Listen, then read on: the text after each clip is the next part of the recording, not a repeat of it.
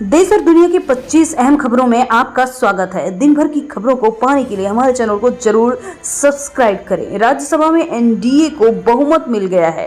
कारण 9 राज्यों में 12 सीटों पर होने वाले उपचुनाव के पहले सभी उम्मीदवार निर्विरोध चुनने के लिए गए हैं। वे सभी उम्मीदवार असम, बिहार, महाराष्ट्र की 2-2 सीटों और हरियाणा, मध्य प्रदेश, राजस्थान, तेलंगाना, त्रिपुरा व ओडिशा की 1-1 सीटों पर जीते हैं। इनमें बीजेपी 9, कांग्रेस का 1, एनसीपी, अजीत पवार 1, राष्ट्रीय लोक मोर्चा का 1 सदस्य निर्वाचित हुआ है। इसके साथ ही राज्यसभा में एनडीए का आंकड़ा मनोनीत और निर्दलीय सदस्यों के समर्थन के साथ बहुमत को छू रहा है। एंडरसन ने कोहली को बताया सबसे बड़ा वाइड बॉल बैट्समैन, कहा सबसे बड़े फिनिशर हैं विराट। ऑस्ट्रेलियाई बल्लेबाज माइकल बेवन ने बताया बेहतर। एंडरसन का मानना है कि चेंज करते हुए विराट कोहली से बड़ा बल्लेबाज कोई दूसरा नहीं है।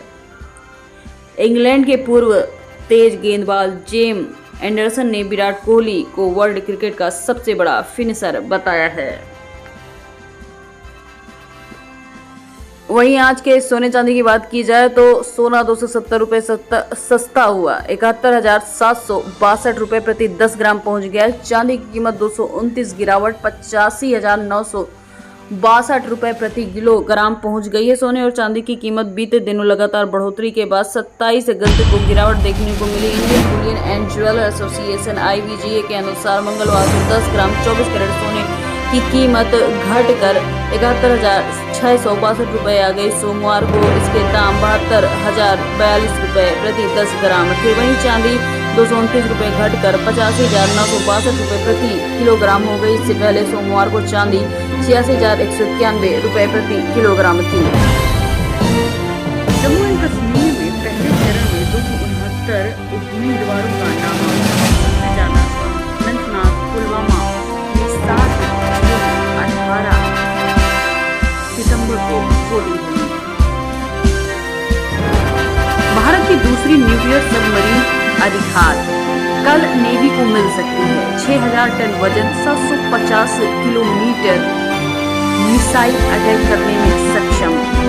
अरिहंत INS अरिहंत का अपग्रेड वर्जन है। इसे विशाखापट्टनम भारतीय नौसेना के शिप बिल्डिंग सेंटर में बनाया गया है। भारत की दूसरी न्यूक्लियर सबमरीन अरिहंत बनकर तैयार हुई है।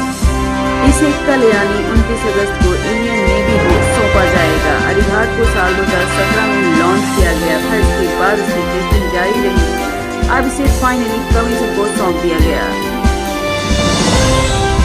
कोलकाता की इसकी बात की जाए तो भाजपा का आज बंगाल बंद, राज्य सरकार का आदेश, सरकारी कर्मचारी दफ्तर पहुंचने में तो कटेगा वेतन। कोलकाता में ट्रेनी डॉक्टर के साथ जो हुआ है उसके बाद भाजपा ने आज 12 घंटे का बंद बुलाया है। भाजपा का ये करीब 100वां प्रदर्शनकारी छात्रों को हिरासत में लेने के खिलाफ है।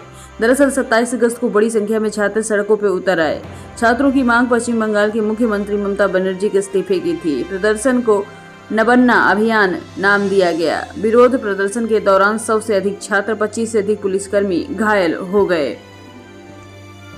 और कर्नाटक से कर्नाटक में खड़गे के ट्रस्ट को जमीन देने पर विवाद, बीजेपी बोली घोटाला हुआ, CBI जांच हो। सिद्धरमैया बोले नियम के तहत जमीन अलॉट। कर्नाटक अध्यक्ष मल्लिकार्जुन खड़गे पर भूमि घोटाले का आरोप लगा है। दरअसल कर्नाटक इंडस्ट्रियल एरिया डेवलपमेंट के IADB ने सिद्धार्थ विहार ट्रस्ट को बेंगलुरु के पास हाईटेक डिफेंस एयरोस्पेस पार्क में 5 एकड़ जमीन अलॉट की है। सिद्धार्थ विहार ट्रस्ट को खड़गे और उनके परिवार चलाते हैं। इस ट्रस्ट में मल्लिकार्जुन खड़गे, उनकी पत्नी राधाबाई, बेटा प्रियांक खड़गे, दामाद राधा कृष्ण दोड्डामड़ी और छोटा बेटा राहुल खड़गे भी शामिल हैं। बीजेपी ने आरोप लगाया है कि खड़गे ने राज्य में सत्ता का दुरुपयोग करके जमीन हासिल की है। इस घोटाले की CBI जांच होनी चाहिए। हालांकि CM सिद्धरमैया ने इन आरोपों से इनकार किया है।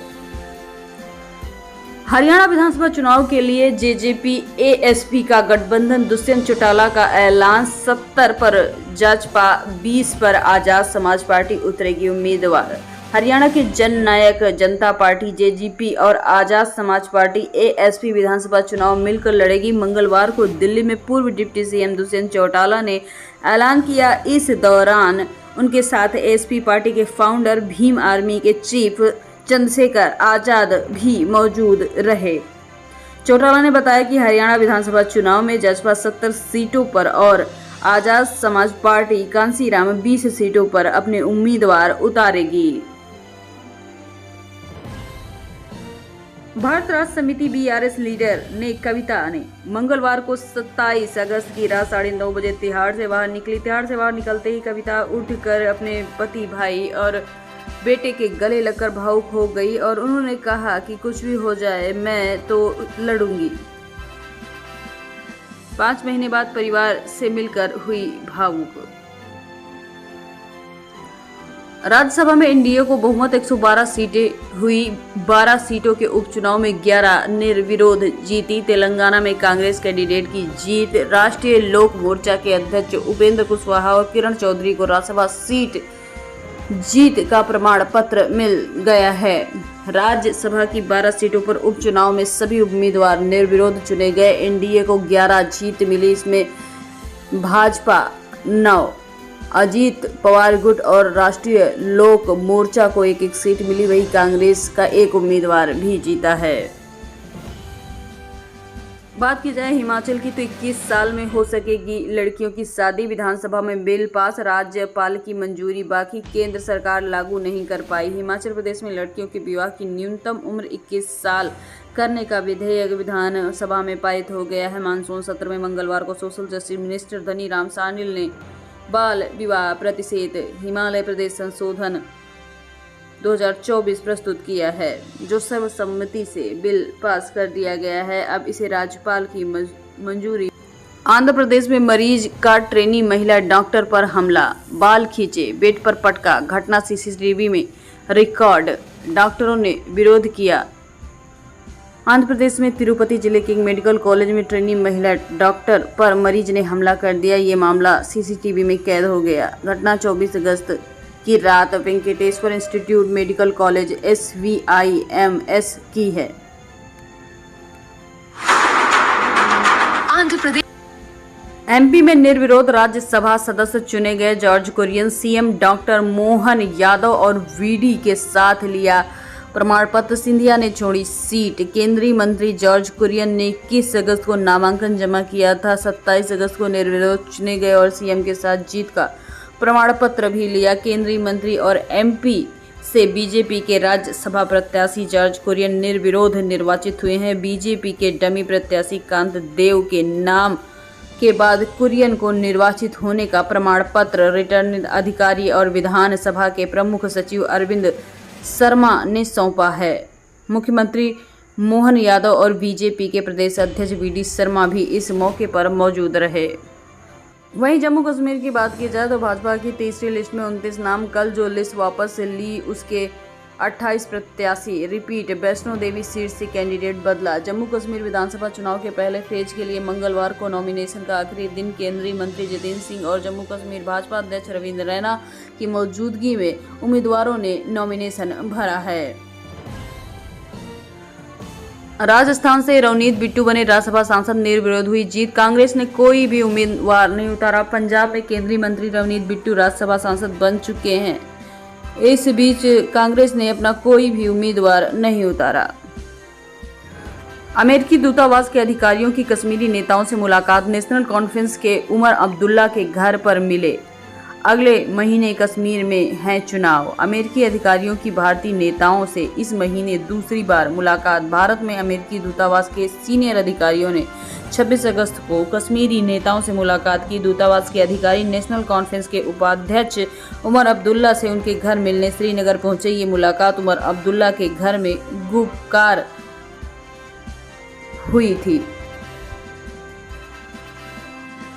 वहीं पीएम मोदी ने पुतिन से फोन पर बात की। 2 महीने में दूसरी बार यूक्रेन जंग पर चर्चा। एक दिन पहले बाइडेन को फोन किया था। पीएम मोदी ने इस बार चौथी बार फोन पर किसी राष्ट्राध्यक्ष से बातचीत की। उन्होंने पुतिन और बाइडेन से बातचीत से पहले इजरायली पीएम नेतन्याहू और बांग्लादेश के चीफ एडवाइजरी यूनुस से भी बात की थी। यूक्रेन दौरे के 4 दिन बाद प्रधानमंत्री नरेंद्र मोदी ने रूस के राष्ट्रपति व्लादिमीर पुतिन से भी बात की।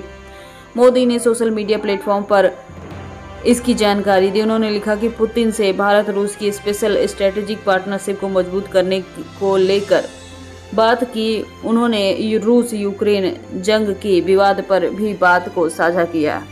भारत और चीन के वॉरशिप एक ही दिन कोलंबो पहुंचे। आईएनएस मुंबई पर 410 क्रू मेंबर, ड्रैगन के 3 जंगी जहाज पर 1473 लोगों का स्टाफ। श्रीलंका की राजधानी कोलंबो में एक ही दिन भारत और चीन के 4 वॉरशिप पहुंचे। इसमें भारत का 1, चीन के 3। श्रीलंकाई वेबसाइट डेली मिरर के मुताबिक भारतीय वॉरशिप और चीनी वॉरशिप 3 दिन के लिए कोलंबो की यात्रा करेंगे। जय शाह आईसीसी से निर्विरोध चेयरमैन चुने गए। 1 दिसंबर को पद संभालेंगे। रोहन जेटली बन सकते हैं बीसीसीआई के सचिव। 35 साल के जय शाह 27 अगस्त को इंटरनेशनल क्रिकेट काउंसिल आईसीसी के चेयरमैन चुने जा चुके हैं। क्रिकेट में एआई पर हो रहा है सिलेक्शन। पीसीबी चीफ नकवी बोले, चैंपियन कप में 80% खिलाड़ी कंप्यूटर से चुने जाएंगे। सितंबर में होगा घरेलू tournament. PCB chief Mohsin Naqvi ने कहा कि अब सिलेक्शन कमेटी से महज 20% काम कराया जाएगा। विमेंस टी20 वर्ल्ड कप के लिए भारतीय टीम का ऐलान। हरमनप्रीत कप्तान। भारत का पहला मैच 4 अक्टूबर न्यूजीलैंड में होगा। बीसीसीआई विमेंस टी20 वर्ल्ड कप के लिए भारत टीम का ऐलान कर चुका है। हरमनप्रीत कौर को टीम की कप्तानी सौंपी गई। स्मृति मंधाना उप कप्तान रहेंगी। वर्ल्ड कप की शुरुआत 3 अक्टूबर को हो रही है। फाइनल मुकाबला 20 अक्टूबर को खेला जाएगा। भारतीय टीम का पहला मुकाबला 4 अक्टूबर न्यूजीलैंड में होगा। बात की जाए यूएस ओपन विजेता डोमिनिक, आखिरी ग्रैंड स्लैम मैच हारे। इसी टूर्नामेंट में खेला था पहला करियर रिटायरमेंट का ऐलान कर चुके हैं।